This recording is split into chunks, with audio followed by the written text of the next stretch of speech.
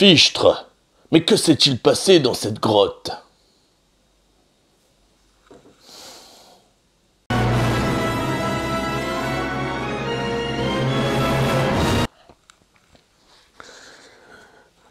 Oui, alors aujourd'hui, je suis en mode enquêteur, parce que j'ai enquêté pour vous en regardant les épisodes 3 et 4 de True Detective. Alors, j'ai déjà fait les présentations de la série, donc je vais pas la refaire. J'espère que si vous regardez cette vidéo aujourd'hui, c'est parce que vous avez déjà regardé les épisodes 3 et 4. Sinon, vilain chenapan, cessez tout de suite de regarder cette vidéo et allez voir la première, celle des épisodes 1 et 2, pour voir mes théories pleines de génie. Aujourd'hui, je parle des épisodes 3 et 4 et j'ai quelques petites choses à vous dire et j'aimerais avoir vos avis parce que moi, j'ai analysé un petit peu tout ça, j'ai fait travailler mes méninges et j'ai essayé de vous pondre quelques théories par rapport à ce qu'il se passe et aux raisons de ce qu'il se passe. Alors la première chose que je voudrais dire, c'est que je n'ai pas l'impression que je suis pour le moment complètement en dehors des possibilités existantes. Je n'ai pas l'impression qu'on puisse dire que ma théorie est complètement fausse. On n'est pas encore... ça part pas dans une super direction par rapport à ce que j'avais envisagé, mais ce n'est pas encore complètement impossible. Alors j'explique un peu la théorie que j'avais au départ. J'avais dit que je pensais que Clark, petit ami d'Annie, avait découvert que ses amis de la station étaient sans doute les meurtriers d'Annie, et que, à ce titre, il avait pété les plombs pour exécuter ses amis parce qu'il était fou amoureux d'Annie. Voilà, ça c'est un peu ma théorie, et du coup c'est pour ça que ce serait le seul survivant. Et d'ailleurs, je ne suis pas complètement fou, parce que on voit au début de l'épisode 3, quand ils découvrent qu'il est toujours vivant, ils sont à sa recherche. Ça veut bien dire que peut-être, en tout cas eux aussi, pensent comme moi qu'il est éventuellement le coupable. Ou en tout cas qu'il sait ce qu'il s'est passé, et que c'est pour ça qu'il s'est enfui. C'est aussi une option. Peut-être qu'il n'a rien à voir dans tout ça, et qu'il a voulu s'enfuir pour échapper à la mort. Qu'en sait-on? Ce n'est pas facile à dire. Le fait que nous apprenions que les hommes sont morts de peur et non pas de froid, c'est ce qui me fait douter de ma théorie par rapport à Clark. Pourquoi? Parce que je vois pas pourquoi, même si Clark a découvert que ce sont eux les tueurs, pourquoi il serait mort de peur à plusieurs devant un gars, même s'il les a menacés avec une arme ou je ne sais quoi. Enfin, ça expliquerait pas cette trouille qui les tuerait, quoi, les crises cardiaques. Donc ils ont dû voir quelque chose de vraiment terrifiant pour ça. Alors est-ce que ce serait, autre théorie, Clark qui a monté un stratagème pour leur faire croire qu'Annie était encore vivante ou était revenue d'entre les morts pour se venger. Mais je pense pas que ce soit du tout un truc fantastique. Je pense que c'est si c'est le cas, ce serait une manipulation de la part de Clark pour leur faire peur. Donc Clark apprend qu'ils ont tué Annie. Ensuite, il veut les punir et il monte tout un plan pour leur faire croire qu'Annie est toujours existante, en tout cas, ou en fantôme ou je ne sais quoi. Et eux, la voyant, sont terrifiés et finalement se retrouvent dans le froid et meurent d'une crise cardiaque, terrifiés par cette fille. J'ai du mal à voir comment ça a pu arriver, mais on voit que le vétérinaire a l'air de sembler assez sûr de lui. Il est certain qu'ils ne sont pas morts de froid.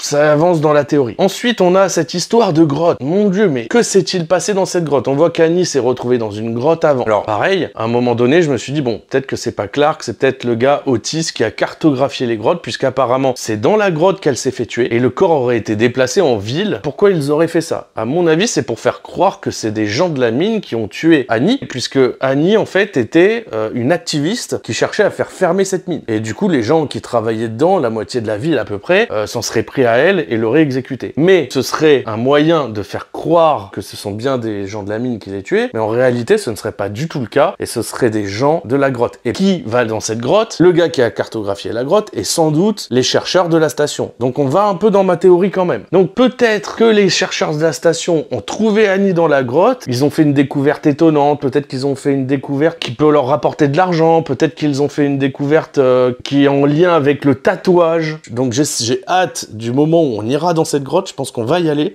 et je pense qu'elle a découvert quelque chose dans cette grotte, et qu'à ce moment-là, elle a été trouvée par les gars de la station. Je ne pense pas que ce soit Otis, le gars qui a cartographié, qu'on voit à la fin de l'épisode 4, qui est complètement devenu fou. Je pense pas que ce soit lui qui ait tué Annie, je pense que c'est plutôt les gars de la station pour cacher quelque chose, pour cacher un secret. Et Clark l'a découvert, et ensuite il s'est passé ce qu'on a dit tout à l'heure. Donc ça, c'est les options que je vois. Mais je voudrais revenir un petit peu sur certains des événements qu'on a vus dans l'épisode 3 et 4. Alors, à un moment, moment, on parle de l'embrouille de Danvers et Navarro, et on s'aperçoit qu'il y a eu une histoire avec une fille qui était battue, maltraitée par un homme, et Danvers et Navarro se sont rendus sur les lieux, sachant que ça faisait un moment que cette femme était battue. Navarro voulait absolument qu'on fasse quelque chose avant, mais ils arrivent trop tard, cette fille a été assassinée, et apparemment, l'homme se serait suicidé. Et moi, ma théorie, je pense qu'il y en a une des deux qui a pété les plombs, et qui a tiré une balle dans la tête du gars, et qu'ils ont fait passer ça pour un suicide, pour excuser le geste. Et vu la personnalité, ce serait pas surprenant que ce soit Navarro. Maintenant,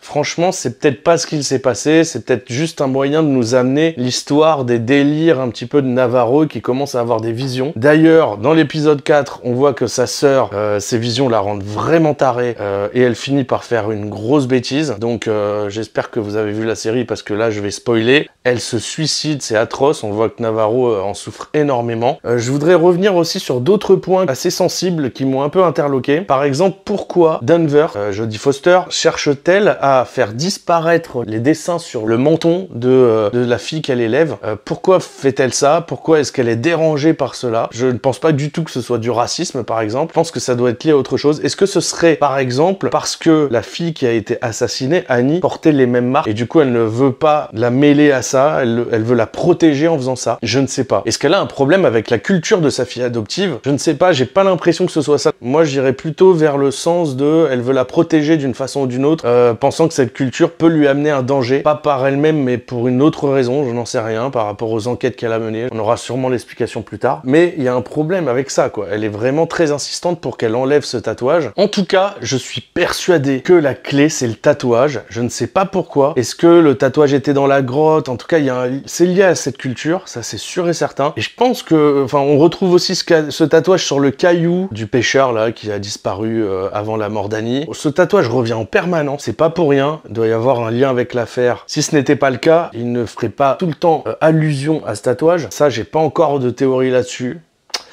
Mais ça viendra peut-être. Je ferai la meilleure théorie de toute façon quand les épisodes seront terminés et que la saison sera finie. Alors après, en dehors des théories, je voulais quand même parler d'autre chose. C'est ce que j'ai pour le père de Prior, quoi, qui va chercher sa copine à l'aéroport et qu'elle y soit pas. Après, il va boire un verre et il cherche à aller avec son fils pour Noël. Ah, il m'a fait trop de peine, le pauvre gars, quoi. En plus, quand son fils le regarde et qu'il lui dit « Tu lui as donné de l'argent ?» La tristesse, la solitude du gars. J'espère vraiment que les choses vont s'arranger pour lui parce qu'il me fait vraiment pitié, le pauvre gars. Il a l'air tout gentil en plus, le père de Prior. On en apprend aussi pas mal sur le caractère de Danvers, qui est, je pense, excellente dans son métier. Mais lorsqu'elle va voir en fait son amant, on se rend compte que elle est invivable avec les gens avec qui elle travaille. Elle empêche systématiquement Prior de vivre sa vie avec sa femme, de s'occuper de son enfant. Elle est tout le temps sur son dos, elle lui fait faire un tâche en dehors de ses horaires. Enfin, c'est assez compliqué la façon dont elle le traite, et d'ailleurs on apprend qu'elle l'a déjà fait ça par le passé, c'est limite du harcèlement, quoi. Ça c'est vraiment le mauvais côté de sa personnalité et elle s'en rend à peine compte, quoi. Mais pourtant on sent qu'elle a une vraie sensibilité et qu'elle essaie de la cacher, et on le voit quand elle est en train de regarder les vidéos de la fille dans la grotte, elle regarde à répétition cette vidéo et on sent qu'elle essaie de trouver la solution parce que quelque part son cœur lui impose de trouver les coupables de ce meurtre. Et voilà, c'est très intéressant, je trouve que les personnages sont de plus en plus construits et passionnants. Le personnage de Navarro, la façon dont elle réagit à la mort de sa sœur, bah je trouve que c'est tellement humain, c'est tellement vrai, quoi. Elle cherche à se battre, elle cherche à évacuer sa colère, parce qu'elle est très en colère en réalité. Et elle a peur aussi que